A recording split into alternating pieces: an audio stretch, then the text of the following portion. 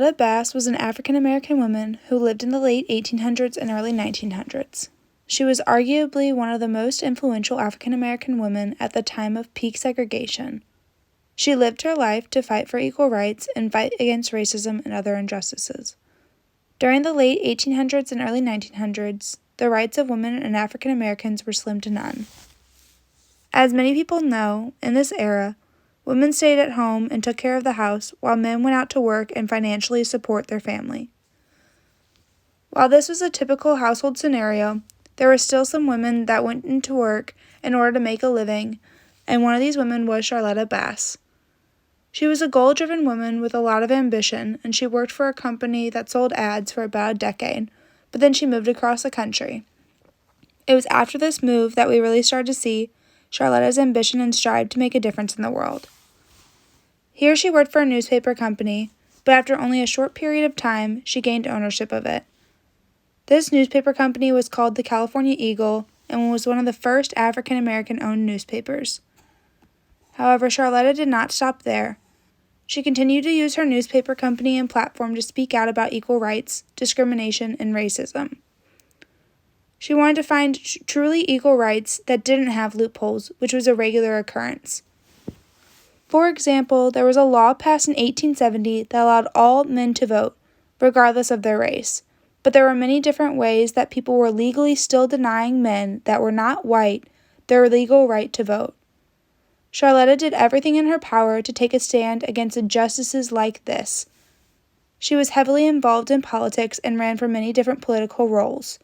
However, her most known achievement in the political arena was when she broke the glass ceiling by being selected as the first African-American woman to run for vice president. Although she didn't win, their slogan from the beginning was "Win or lose, we win by raising the issue." She was always hyper-focused on bringing awareness to issues throughout society.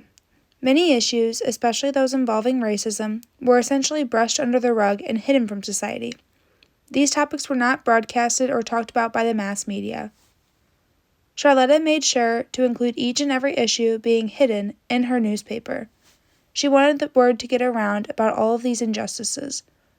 On top of making her newspaper a media source for current information, especially information pertaining to African American and women's rights, Charlotta also was a member of many groups that helped actively stand up against racism.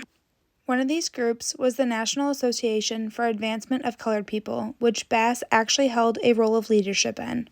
This group fought for equal rights including equal housing opportunities, equal job opportunities, and the right to proper education.